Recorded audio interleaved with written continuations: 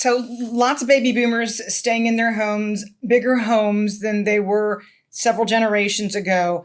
Are there going to be implications because of affordability in terms of how many generations are going to be living under one roof going forward? I call it the Italianization of America. I mean, is that a phenomenon that you've picked up on and one that we might see increase in time? I've seen a few articles here and there, especially in the Hispanic community, for example, during the pandemic, that there are now more multi-generational families in America than there were before. Yeah, it's definitely a factor you have to quantify and include in the analysis, because it has been happening in the last couple of decades, and there's no reason to think that it'll stop happening when you consider that the growth of the population is largely happening among minority cohorts.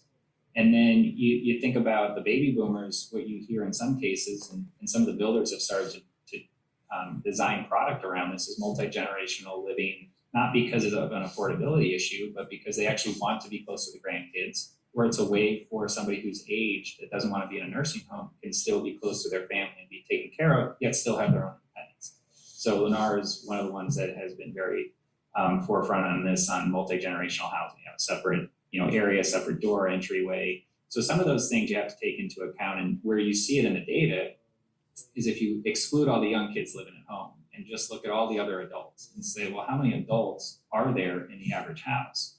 Mm-hmm. And you look at that across different ways. So you can say, well, let's just look at married couples. So we understand that we've isolated both the age and the demographic circumstance. There are more adults in those households than there used to be.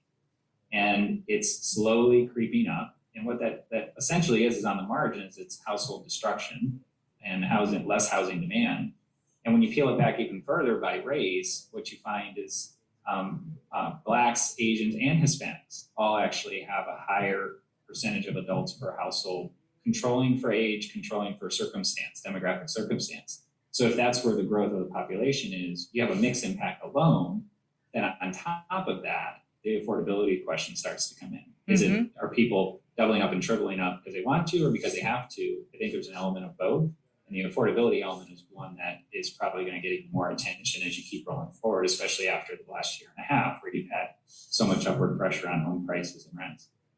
Well, and you've also seen, a large withdrawal of workers, of childcare workers. So childcare is obviously more expensive than it's been. So, being close to that grandparent is possibly not even really an option.